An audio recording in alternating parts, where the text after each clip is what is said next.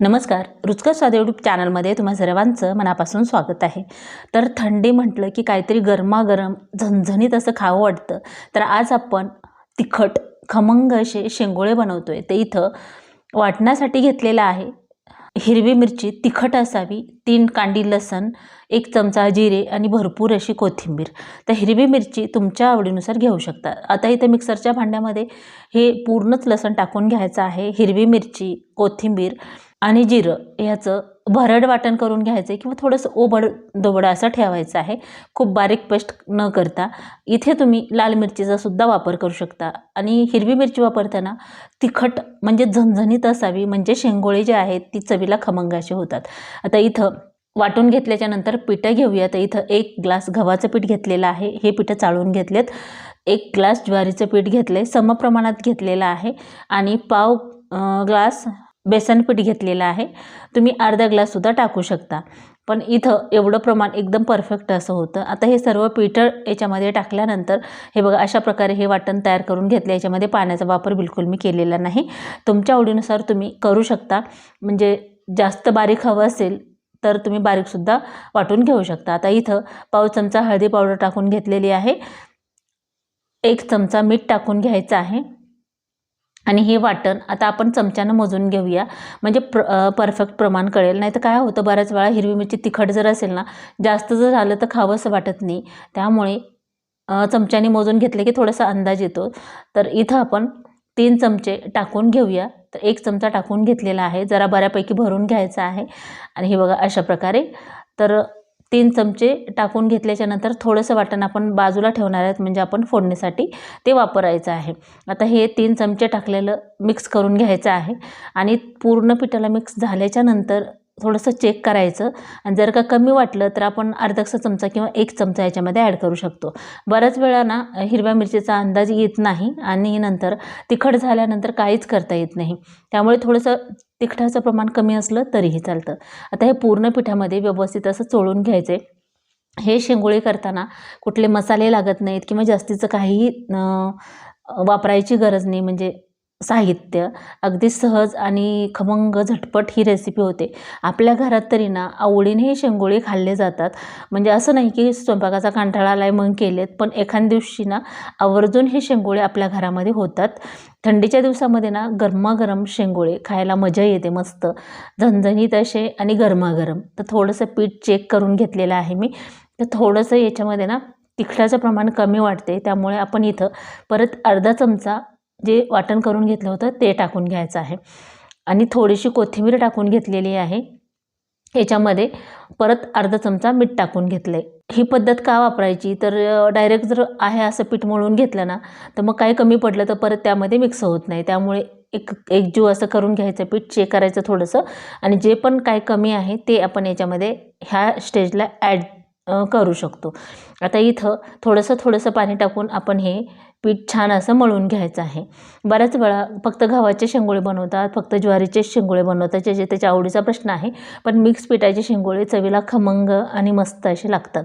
आता हे पीठ आपण छान असं मळून घेऊया। तर तुम्हाला पण आवडतात का शेंगोळे आणि तुम्ही ही रेसिपी कुठल्या भागातून किंवा कुठल्या शहरातून पाहतात हे कमेंट करून नक्की सांगा, म्हणजे मलाही कळेल की आपल्या रेसिपी कुठे कुठे पाहिल्या जातात ते। तर हे पीठ अशा प्रकारे मळून घेतले। खूप घट्ट पण मळायचं नाही, खूप पातळ पण मळायचं नाही, मीडियम असं हे पीठ मळून घ्यायचं आहे। आणि पीठ मळताना एकदम पाणी टाकून पीठ कधीही मळायचं नाही, थोडंसं पाण्याचा शिपका मारून पीठ मळायचं, म्हणजे थोडं पाणी वापरून पीठ मळलं ना पीठ पटकन सैल होत नाही, मुरल्या छान जातं। आणि एकदम पटकन पाणी टाकलं ना तर पीठ नंतर जरा वेळ जरी ठेवलं तर लगेचच पातळ होतं आणि व्यवस्थित असं त्याचं काही बनवता येत नाही, चपाती असो किंवा हे असं। आता हे जे वाटण आहे ते 1.5 चमचा असेल, तर आपण इथं फोडणीमध्ये टाकणार आहोत 1 फुल भरून चमचा किंवा एवढं सगळं जरी टाकलं तरी चालतं। इथं कढईमध्ये 1 ते 1.5 पळी तेल टाकून घ्यायचं आहे।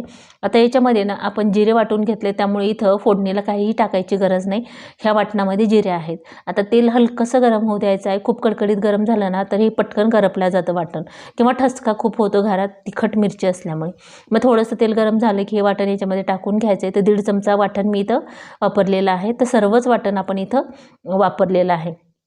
आता हे व्यवस्थित असं मिक्स करून घेतल्याच्या नंतर पाव चमचा हळदी पावडर आणि अर्धा चमचा मीठ याच्या मध्ये टाकून घ्यायचं ह्या वाटणमध्येच, म्हणजे ह्या वाटणाला चव छान लागते. म्हणजे जेव्हा आपण पाणी टाकू त्या पाण्याला सुद्धा एकदा चेक करायचं आहे पाणी व्यवस्थित आहे का ते. तर इथं आपण 2 तांबे म्हणजेच 1 लिटर पाणी इथं वापरणार आहोत हे शेंगोळे शिजण्यासाठी. हे प्रमाण एकदम परफेक्ट आहे.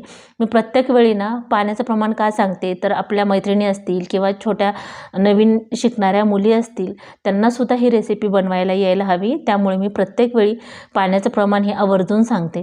आता इथं पीठ छान मुरलेलं आहे. परत एकदा मी मळून घेतले. आता हातावरती अशा प्रकारे थोडासा गोळा घेऊन पोळीपाटावर याला असं लांबट आकारामध्ये अशा प्रकारे हाताने याला आकार देऊन घ्यायचा आहे. आता तुम्हाला हे शेंगोळे कशा आकारात बनवायचे त्याच्यानुसार तुम्ही बनवू शकता, पण इथं ना छोटीशी जे व्हील्स असते त्या आकाराची मी बनवते. म्हणजे खूप पातळ पण बनवायचे नाही, म्हणजे खूप लहान आणि खूप जाड पण बनवायचे नाही. अशा प्रकारे बनवलं ना शिजते पण लवकर आणि चवीलासुद्धा छान लागते आणि खातानासुद्धा म्हणजे खूप बारीक पण होत नाही, खूप मोठं पण होत नाही. तर अशा प्रकारे करून घ्यायचं आणि करतानासुद्धा ना भराभर होतं हे, जास्त वेळ बिलकुल लागत नाही. खूप जर बारीक करायला गेलं ना त्याला खूप वेळ लागतं बनवण्यासाठी.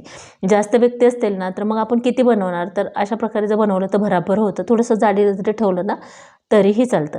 तर अशाच प्रकारे आपण सर्व पिठाचे तयार करून घ्यायचे आहेत. आणि पीठ जर असं व्यवस्थित असं प्रमाण असेल ना, आता इथं गव्हाचं आणि ज्वारीचं पीठ समप्रमाणात घेतल्यामुळे ना हे पटकन तुटल्या पण जातं, लांबल्या पण जातं. आता फक्त तुम्ही गव्हाचंच जर पीठ घेतलं ना तर थोडंसं असं वळून घ्यायला थोडासा वेळ लागतो. त्यामुळे पिठं जी आहेत ती अशा प्रकारे घ्यायचे आणि म्हणजे चवीलासुद्धा छान हे शेंगोळे लागतात. तर अशा प्रकारे भराभर होतात. इथं छोटे मुलं जर असतील तर त्यांनासुद्धा हे करायला दिलं तर ते अगदीच मनातून करतील. इतके छान असं म्हणजे भराभर करून होतात. किंवा आणखीन दुसरी एक पद्धत सांगते मी तुम्हाला. असं जर करायला तुम्हाला वाटत असेल की जास्त वेळ लागतो तर ही दुसरी पण पद्धत आपण पुढे पाहूयात. तर हे बघा एकदम भराभर असे झालेले आहेत. तर एवढे पूर्ण शेंगोळे आपण करून घेऊयात अशाच प्रकारे. तर एखाद्या ताटामध्ये हे पूर्ण शेंगोळे तयार करून घ्यायचे आहेत. हे बघा अशा प्रकारे बाकीचे शेंगोळे आणखीन आपण तयार करणार आहोत.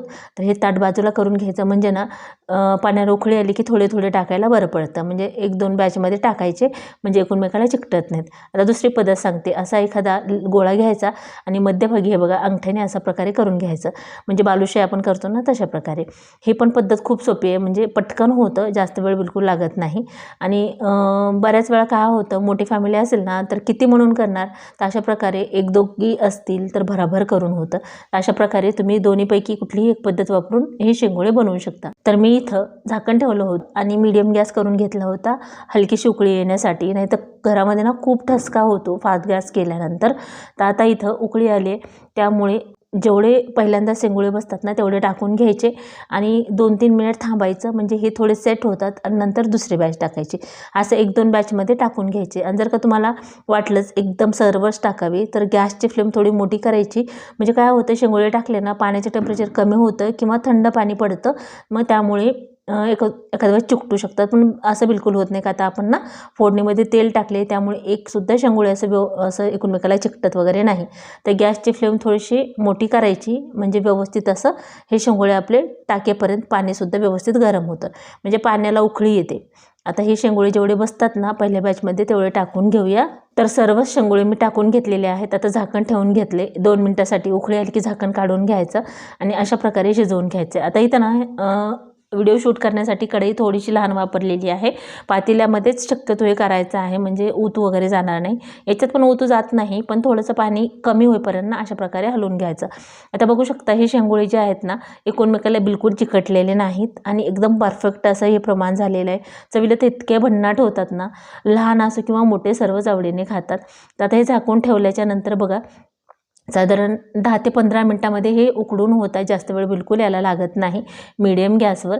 आता थोडीशी कोथिंबीर टाकून घेऊया आणि थोडंसं ना याच्यामध्ये शेरवा किंवा ही जी रस्सा असतो ना ते असायला हवा, म्हणजे चवीला खूप भन्नाट असं हे लागतं सूपसारखं. तर तुम्हाला जर वाटलं तर कोरडं करायचं असेल ना तर थोडं वेळ आणखीन शिजवून घ्यायचं, म्हणजे पाण्याचं प्रमाण कमी होतं. पण आपल्या घरामध्ये ना अशा प्रकारे आवडतं, म्हणजे थोडंसं रस्सा पण पाहिजे त्याला. असं कोरडं खाण्यापेक्षा ना बुडवून किंवा असं खायला मस्त वाटतं. आता प्लेटमध्ये काढून घेऊया. तर एकदम मस्त असं झणझणीत. आणि संध्याकाळच्या वेळेत जर का एखाद्या वेळेस कुठं बाहेर गेला असाल तुम्ही किंवा स्वयंपाक कमी करायचा असेल किंवा आवर्जून खायचे असतील तरीही तुम्ही अशा प्रकारे बनवू शकता. चवीला इतके भन्नाट झालेले आहेत. आणि हो, शेंगोळे नंतर ना कमेंट करून सांगायला बिलकुल विसरू नका. तुम्ही लाईक बिलकुल करत नाहीत, मग मला कळणार कसं की तुम्हाला रेसिपी आवडली की नाही ते. पण लाईक नक्की करा. तर अशा प्रकारे झटपट होणारी ही रेसिपी आहे आणि ह्या थंड वातावरणामध्ये गरमागरम शेंगोळे म्हटलं ना तर वा क्या बात आहे. अशा प्रकारे नक्की ट्राय करून बघा आणि आजची ही शेंगोळीची रेसिपी तुम्हाला कशी वाटली ती कमेंट करून नक्की सांगा.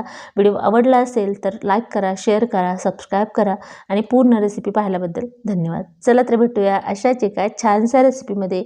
Bye and take care.